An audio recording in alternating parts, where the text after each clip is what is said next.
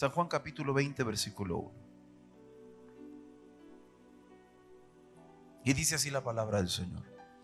El primer día de la semana, María Magdalena fue de mañanas, siendo aún oscuro. Decirle que está a la par. Quizás ahorita mires oscuro, pero ya está amaneciendo. Ya va a amanecer.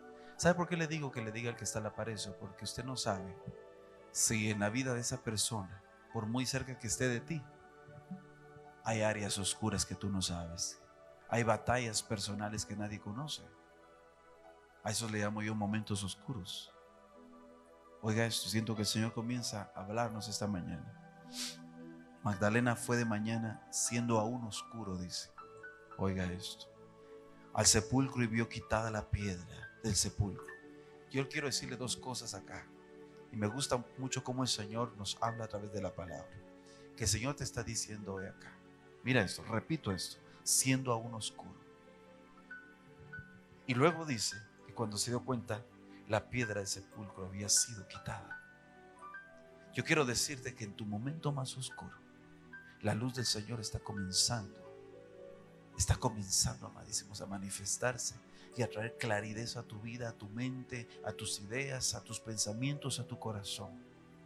Y todo aquello que el enemigo puso para retenerte o detenerte ha sido quitado. ¿Alguien lo cree esta mañana? Diga conmigo, la piedra ha sido removida.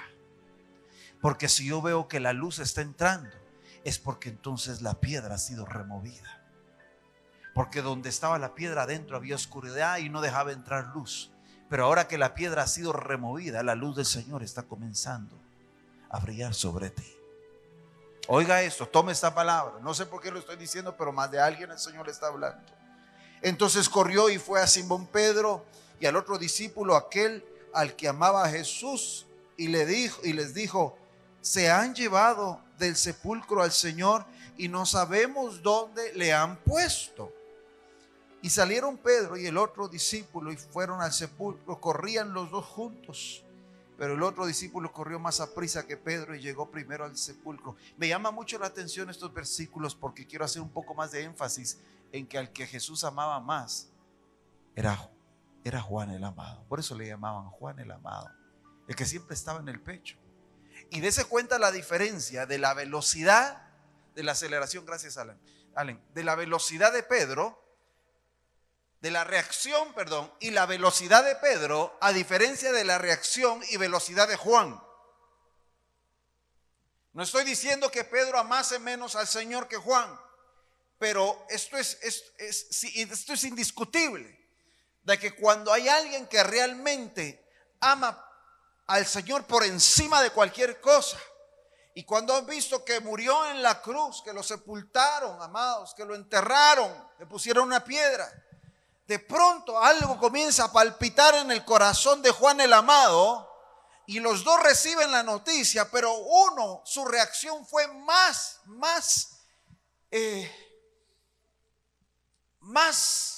entregada, amados. Su reacción fue más sorprendente que la reacción de Pedro, y le ganó en carrera para llegar a ver dónde le habían puesto a Jesús, y de repente se da cuenta que no está. Porque como a ellos les queda la imagen y el recuerdo de que un muerto, amados, ¿dónde nos queda el recuerdo? El último recuerdo cuando se entierra a alguien, que está en el cementerio. ¿A dónde vamos a ir a ver al ser querido que enterramos? Al cementerio. La materia, pues, porque ya ellos realmente no están allí, es simplemente la materia. Y Juan sale corriendo. Por eso me fascina mucho de que en la vida y en el cuerpo del Señor hay muy pocos Juanes. Muy poca gente van a tener la reacción de Juan, a diferencia de la reacción de Pedro. Por eso el Señor Jesús lo amaba mucho a él, porque Juan en todo momento, creo yo, que reaccionó siempre con aceleración para estar siempre al lado de Jesús y más apegado a él. Mi pregunta esta mañana es: ¿cuál es su reacción cuando el Señor está causando ciertas cosas a tu alrededor para llamar tu atención, para que corras a Él? Hay un canto de Jimmy Swaggart que me fascina mucho, que dice: A veces es una montaña, a veces es un desierto, a veces es una noche muy oscura, a veces es una tempestad. Y dice, Dios muchas veces usa todas estas cosas para llamar nuestra atención. Oiga, para llamar nuestra atención. Es muy probable que lo que tú estés pasando hoy o que comenzaste a pasar hace algunos días o semanas, quizás el Señor está llamando tu atención para que lo busques a Él más que las cosas materiales. Porque de Él proviene todo. Él es el que abre, Él es el que cierra. Él es el que abre camino donde no hay. Él es el que abre fuentes y cierra fuentes. Él es el que abre los graneros y cierra los graneros. Él tiene el poder para bendecir y Él tiene el poder para maldecir. Él tiene el poder para levantar y tiene el poder para humillar. ¿No es Dios así? Y dice aquí, salieron Pedro y el otro discípulo y fueron al sepulcro corriendo los dos juntos, pero el otro discípulo corrió más a prisa que Pedro. Yo me imagino cómo le palpitaba el corazón a Juan, corriendo y corriendo. Y bajándose a mirar, vio los lienzos puestos allí, pero no entró. Luego llegó Simón, Pedro tras él, y entró en el sepulcro y vio los lienzos puestos allí. Y el sudario que había estado sobre la cabeza de Jesús, no puesto con los lienzos, sino enrollado en un lugar aparte. Aun cuando Jesús se levantó, fue ordenado en todo. Esto lo puede agarrar usted en el área natural. Hay gente que se levanta y es tan desordenada, amados. Tan desordenada. ¿Y sabía usted que muchas veces, si usted quiere saber cómo está su vida, mire cómo está su casa naturalmente? ¿Qué tanto limpia usted su casa? ¿Qué tan ordenada está su casa? Eso muchas veces habla de nosotros como personas. ¿Cómo somos nosotros? Hay gente que no presta mucho interés a esas cosas y creen que realmente no es importante. Pero realmente, amados, lo espiritual debe de afectar lo natural. Así como está mi vida espiritual, así también va a afectar mi vida natural. Lo que yo haga en lo natural también puede afectar en lo espiritual. Lo que yo deje de hacer en lo natural también puede afectar mi vida espiritual. Versículo 8. Entonces entró también el otro discípulo que había venido primero al sepulcro y vio y creyó. Oiga, vio y creyó. Porque aún no habían entendido la escritura, que era necesario que él resucitase de los muertos. Y volvieron los discípulos a los suyos. Versículo 11. Pero María estaba fuera llorando junto al sepulcro. Y mientras lloraba se inclinó para mirar dentro del sepulcro. Y vio a dos ángeles con vestiduras. Mire, hay algo acá que estoy percibiendo, el Señor me está mostrando. En el versículo 11 miramos que María se queda ahí afuera llorando al sepulcro, se inclina y de pronto se le aparecen dos ángeles, mientras que los otros discípulos amadísimos se regresan con los discípulos. Yo le voy a decir algo, el simple hecho de que usted no sienta al Señor en alguna situación que usted esté pasando en la vida, que no lo vea, que no lo perciba, que no lo escuche, que no le den palabra, eso no quiere decir que el Señor no está atento de lo que está pasando en tu vida. Porque no todo se trata de lo que yo siento, o lo que yo escuche, o lo que me diga la gente de parte de Dios. Creyendo, dice, como viendo al invisible. Óigame, como viendo al invisible. Así debe de ser nuestro andar, como viendo al invisible. No hay necesidad, amados, de sentir algo para creer que Dios está conmigo o para creer que Él me ama. Pero tampoco se vaya al extremo de nunca querer sentir a Dios, porque Él también se deja sentir. Hay gente, amadísimos, cristianos, que pasan años y no sienten la presencia del Señor. Hacen mucho hincapié en que la palabra es suficiente, pero la presencia como que la hacen menor a su palabra, y tanto la palabra como su presencia son dos cosas igual de poderosas. Porque su palabra manifiesta su presencia y su presencia manifiesta su palabra. Alguien dice amén esta mañana. Usted no puede vivir una vida sin sentir al Señor. Usted debería hacer énfasis en su vida espiritual, hacer un poco más de hincapié, decirle al Señor: Señor, yo soy temeroso de ti, yo conozco tu palabra, yo hago las cosas correctas, trato de vivir como tu palabra dice, pero no he sentido tu presencia. Yo quiero sentir qué es eso que sienten todos cuando lloran. Yo quiero saber qué es eso cuando todos hablan en lenguas. Yo quiero saber qué se siente cuando ese fuego que dicen desciende sobre ellos. Yo quiero saber qué se siente cuando la electricidad, eso que dicen que sienten los hermanos. Yo también, no me prives de eso. Pero si usted no lo pide, no lo recibe. Pedid, dice la Biblia, y se os dará. No viva más una vida natural, amados. Comience a caminar en una vida sobrenatural. La naturaleza siempre va a estar, amados, en la barca, dentro de la barca, pero lo sobrenatural siempre va a estar fuera de la barca. Por eso Jesús, cuando se presenta sobre el agua, todos creyeron que él era un fantasma, hasta que de pronto uno nada más le dice: si realmente eres tú, manda que yo vaya donde tú estás. Entonces Pedro comenzó a caminar sobre el agua. Hay mucho cristiano en este tiempo, en este siglo que estamos viviendo, amados, que solo vive de estar dentro de la barca y nunca se atreve a poner un pie fuera. Tu vida no puede ser así. No es bíblico vivir así. No es bíblico vivir así. ¿Cómo podría yo ir a las naciones, a iglesias, a lugares, con pastores, con líderes, hablar desde dentro de la barca, sin ninguna experiencia, sin ninguna vivencia, sin ninguna prueba en mi vida de que Dios está conmigo? Pero cuando yo ya pongo un pie fuera, amadísimos, entonces puedo hablarle a la gente que es caminar sobre aguas. Cuando yo pongo un pie afuera, yo ya puedo decirle a la gente que es estar en la dimensión del Hijo de Dios.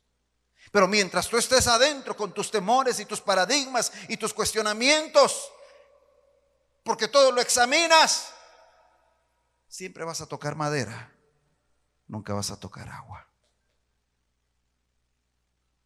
Algún amén por lo menos, amadísimo. Espero que me entienda. Por eso usted ve a esa mujer que se queda allí llorando, se inclina y tiene una aparición impresionante, que seguramente si se hubiera quedado Pedro y el discípulo amado, ellos también hubieran tenido esa experiencia. Dios no los hubiera privado de eso. Por eso yo le digo a la gente, y se lo digo esta mañana a los que nos ven: no te vayas, no te levantes tan rápido de orar. Tú no sabes qué pueda suceder en los siguientes minutos. A veces sentimos como que: qué rico estuvo, wow. Y tú no sabes que quizás unos minutos después algo mayor iba a suceder en tu tiempo de oración. Dale un poco más al Señor. Tú no sabes qué más puede hacer Él. Cuando tú piensas que todo acabó, en el Señor algo más puede suceder. Diga conmigo: algo más va a suceder.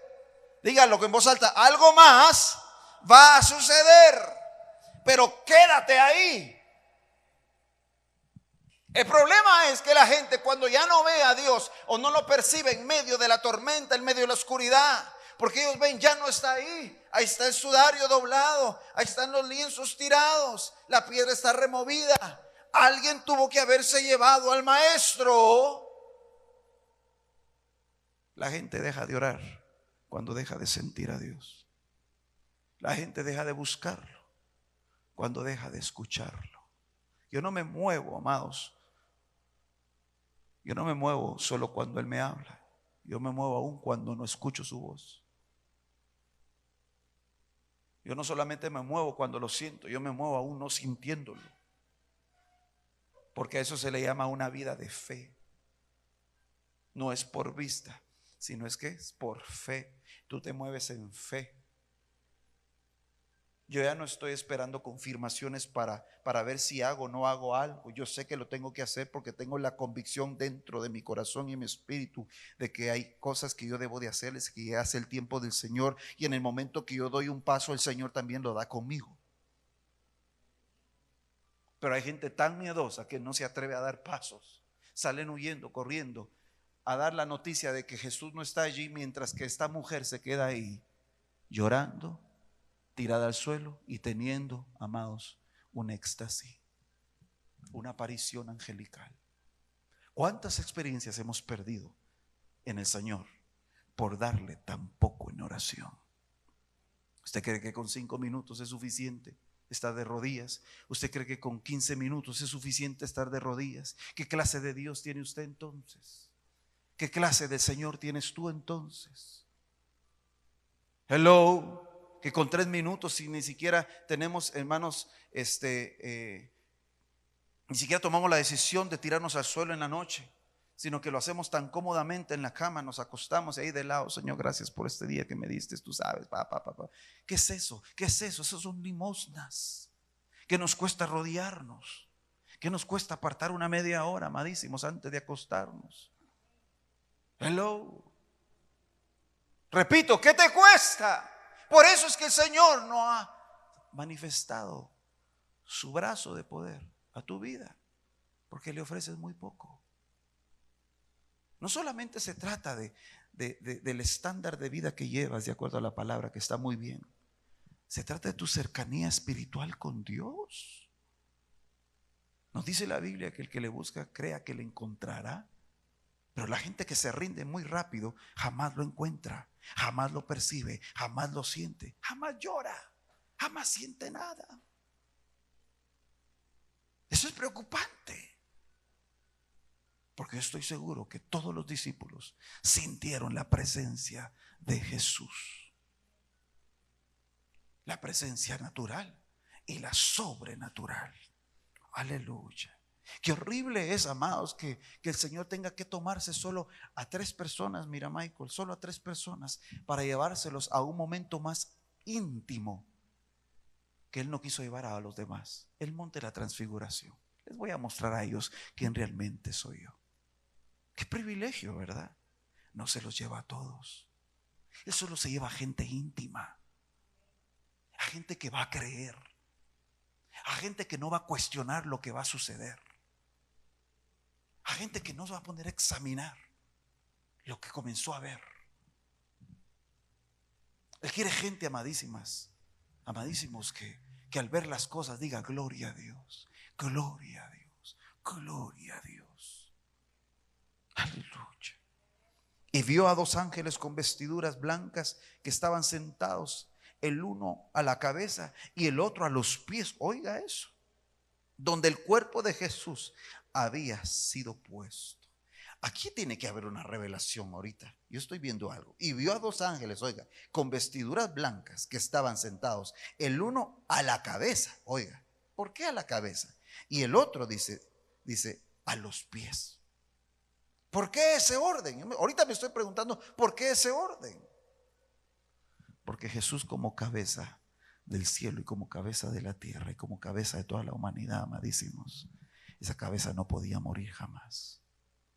Sus pies y su andar fue tan santo que por eso usted ve ahí que un ángel representa donde estaba su cabeza y otro donde estaban sus pies. Sus pies jamás fallaron, jamás resbalaron.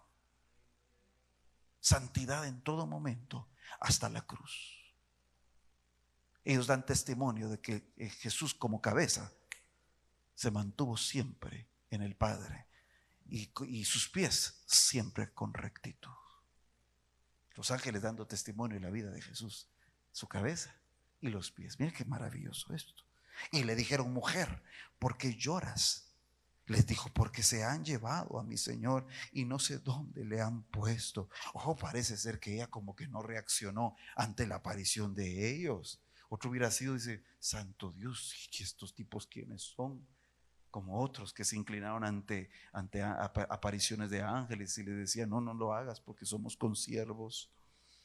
Y cuando había dicho esto, se volvió y vio a Jesús que estaba allí. Versículo 14, oiga. Cuando había dicho esto, se volvió y vio a Jesús que estaba allí, mas no sabía que era Jesús. Jesús le dijo: mujer, ¿por qué lloras? ¿A quién buscas?, le dice.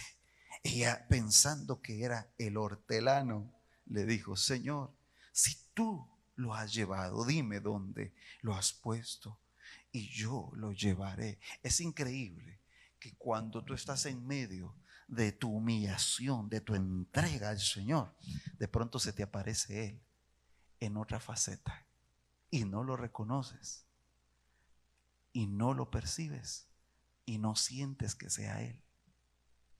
Yo quiero decirte que el Señor está por aparecerse a tu vida como un hortelano que no tiene apariencia de Dios, que no tiene apariencia de resucitado, que no se percibe su presencia, pero es Jesús hablándote. Es Jesús hablándote. Repito, es Jesús hablándote. Es Jesús hablándote. Aprende a reconocerlo.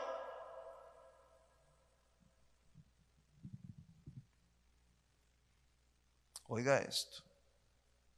Si tú te lo has llevado, dime dónde lo has puesto y yo lo llevaré, dice ella. Jesús le dijo: María. Volviéndose ella le dijo: Raboni, que quiere decir maestro. Jesús le dijo: no me toques. Cuando él le dijo María, porque el hortelano no podía conocer su nombre, mas Jesús sí, entonces algo le causó convicción. Esa es la voz de mi maestro. Esa es la voz de mi maestro, aquel que yo le ungí los pies, porque yo lo preparé para su muerte. Óigame, óigame. Entonces ella le dijo: maestro, santo Dios, se te va a revelar. Yo quiero decirle algo, que cuando el Señor se te revele como un hortelano, óigame, óigame, al principio no vas a distinguir que Él es, pero cuando escuches su voz y te diga: Victoria, Lilian, Josh, tú vas a saber que es el Señor el que te está hablando. Aleluya. Es que no se puede reconocer la voz del maestro si no hay una humillación previa a su aparición. Por eso es que ella está humillada. Ella estaba en el espíritu, amados. Por eso tiene esta revelación tan tremenda, esta aparición. Usted no puede tener apariciones o experiencias si usted no está en el espíritu. Mujer, ¿por qué lloras? ¿A quién buscas?, le dice. Ahí no reconoció su voz. Esa era la voz de un hortelano. Pero de pronto él ya revela su voz: María. Y él le dice: maestro, santo Dios. Jesús le dijo: no me toques. Y yo imagino que inmediatamente cuando ella voltea y escucha la voz, dice maestro, ella lo quiso tocar inmediatamente. Y él le dice: no me toques, porque aún no he subido a Padre. Mas ve a mis hermanos y diles: subo a mi Padre y a vuestro Padre, a mi Dios y a vuestro Dios. Fue entonces María Magdalena para dar a los discípulos las nuevas de que había visto al Señor y que Él les había dicho estas cosas. Oiga, oiga. Versículo 19. Cuando llegó la noche de aquel mismo día, el primero de la semana, estando las puertas cerradas, en el lugar donde los discípulos estaban reunidos por medio de los judíos, vino Jesús y puesto en medio les dijo: paz a vosotros. Y cuando les hubo dicho esto, les mostró las manos y el costado, y los discípulos se regocijaron viendo al Señor. Entonces Jesús dijo otra vez: paz a vosotros. Como me envió el Padre, así también yo os envío. O sea que cuando el Señor termina ya, amadísimos, su asignación prácticamente en la tierra, Él ya tiene la facultad y potestad de decirles: así como el Padre me envió, ahora yo tengo la potestad de enviarlos a ustedes. Yo no podía enviarlos hasta que yo no resucitase y fuese presentado delante de mi Padre como sacrificio y que lo aceptara. Y vengo a decirles una buena nueva: el Padre ha aceptado lo que yo hice. Ahora todos tienen eterna redención por causa de mí. Alguien dice: gloria a Dios. Pero ¿qué necesidad hay para que Él venga y te muestre pruebas de que Él es, para que tú creas, amados? Porque es más bienaventurado, amados, el que no mirando creyó. Yo ruego a Dios que levante una iglesia en este tiempo, una iglesia de un nivel de fe tan grande que no tenga necesidad, amados, de mirar algo para creerlo después, sino que lo crea primero sin haberlo visto. Que no crea por haber tocado las cosas, sino que crea aún sin tocarlas. No se ha manifestado, pero yo con los ojos de la fe, yo ya vi que hay algo que está a punto de manifestarse en mi vida, en mi ministerio, en mi familia, en mis finanzas. Algo va a pasar, algo tiene que pasar. Se llegó el tiempo, amados. Jesús les dijo: al tercer día derriben ese templo y en 3 días yo lo voy a levantar. Y ellos pensaron: pues esto en 40 años fue. Dice, no entendieron porque él hablaba con otro lenguaje.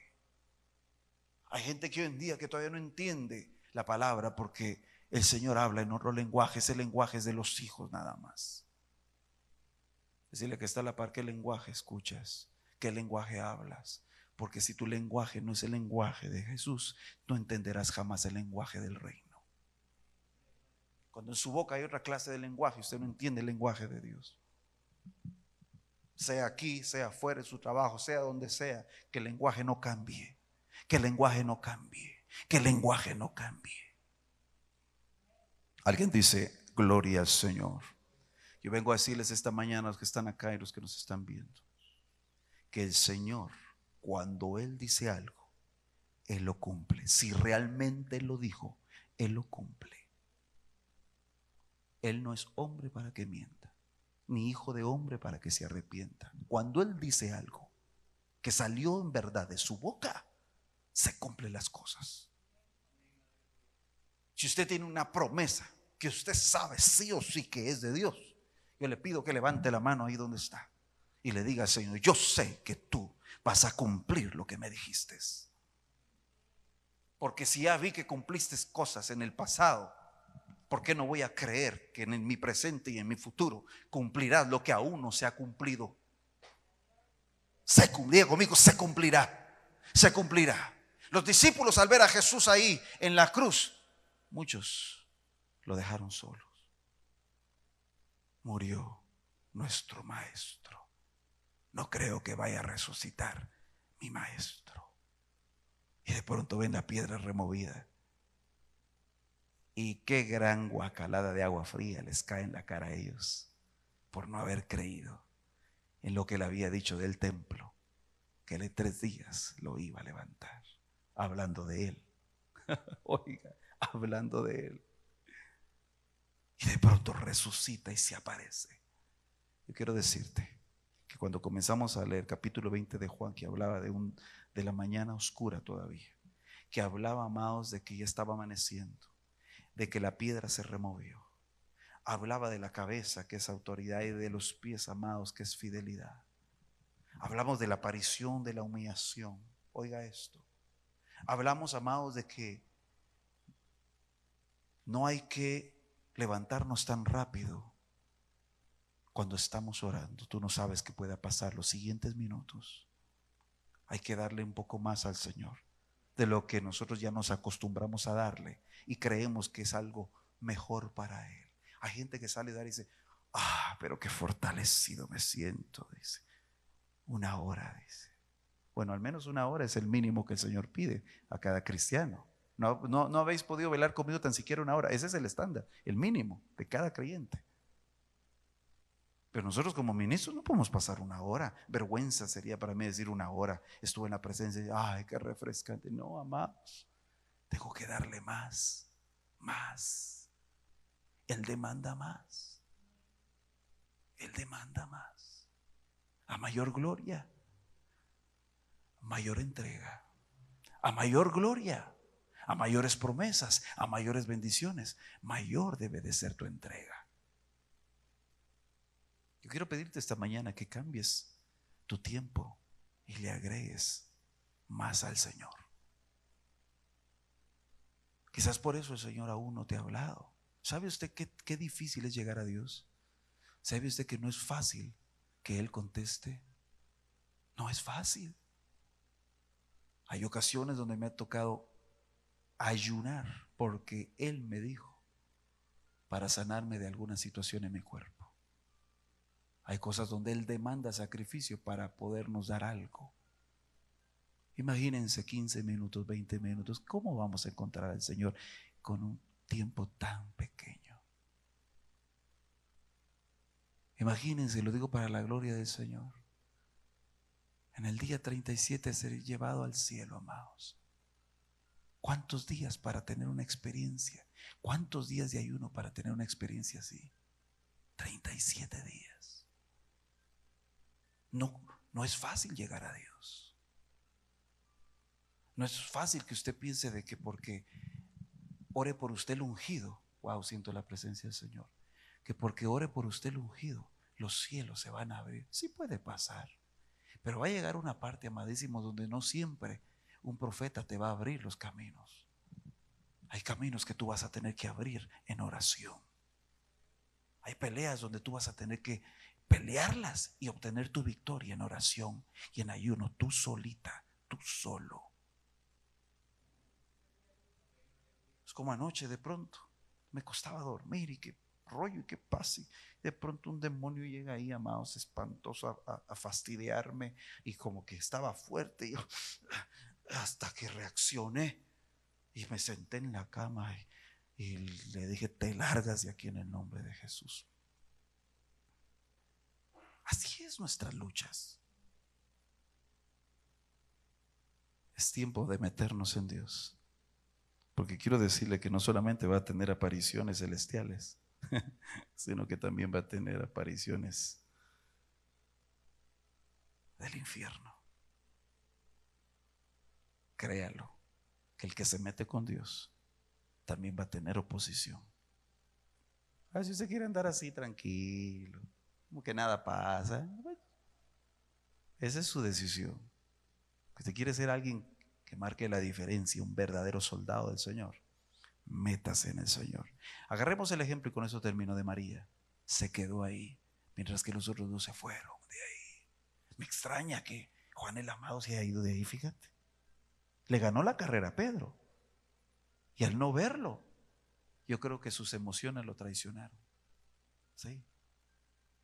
Pero María no. María no. María le quedó la sensación cuando le derramó el perfume: mi maestro, ¿dónde lo pusieron? ¿Por qué se lo llevaron? Aquí debería de estar. ¿Por qué?